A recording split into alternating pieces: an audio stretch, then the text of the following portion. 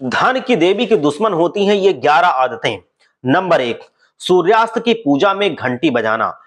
2, झाड़ू पोछे को खुले में रखना। 3, गुथा हुआ आटा फ्रिज में रखना।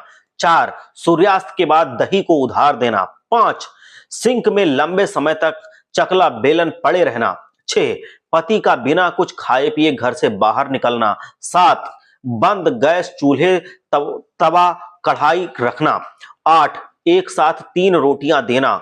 9, बनाने के बाद तुरंत गर्म चूल्हे पर कढ़ाई तवा ये सब छोड़ देना और किसी दूसरे को दे देना। ऐसा करने से आप अपना भाग्य और कमाई भी दूसरों के साथ बांट लेते हैं। 11, हमेशा आखिरी रोटी छोटी बनाना। ऐसा करने से धन आने से पहले ही खर्च हो जाता है। 12, घर कोई भी टूटा शीशा या फिर शीशे में दरार हो या फिर खिड़की टूटी हुई हो, कांच नहीं रहना चाहिए। 13, घर के मंदिर में या किसी भी जगह पर भगवान की खंडित या छत बिछत तस्वीर अथवा प्रतिमा नहीं रखनी चाहिए। 14, घर में कभी किसी भी प्रकार के कांटेदार पौधे ना रखें, इससे मां लक्ष्मी रूठ जाती हैं।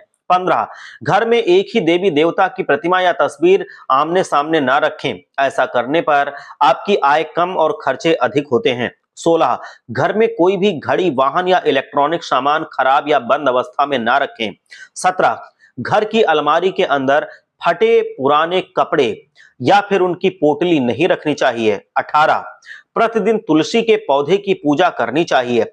साथ ही तुलसी के पौधे से थोड़ी सी मिट्टी लेकर सभी कार्य करने के लिए प्रतिदिन ले जाना चाहिए। यानी कि तुलसी के पौधे की जो मिट्टी होती है वो इतनी पवित्र होती है कि इसको अपने घर के जो चौखट होती है वहां पर लगाना चाहिए। इससे लक्ष्मी जी आकर्षित होती हैं और आपके घर में चली आती हैं। सायंकाल वहां पर दीपक जलाना चाहिए और जो तुलसी की मिट्टी गमले से निकाली हुई है वो वहां पर लगा देनी चाहिए। इससे माता लक्ष्मी आकर्षित होकर आपके घर में प्रवेश करती हैं और वो आपके घर में अस्थायी रूप से निवास करती हैं, जिससे आपका धन धान्य हमेशा बढ़ता चला जाता है और इसके साथ ही आपका जो मान सम्मान होता है समाज में वो भी बढ़ता चला जाता है। आपको एक चीज का जरूर ध्यान रखना होगा कि कभी भी तुलसी की पत्ती हमको सायंकाल पे नहीं तोड़नी चाहिए, उनको जल अर्पित भी नहीं करना चाहिए गोधूली के बाद।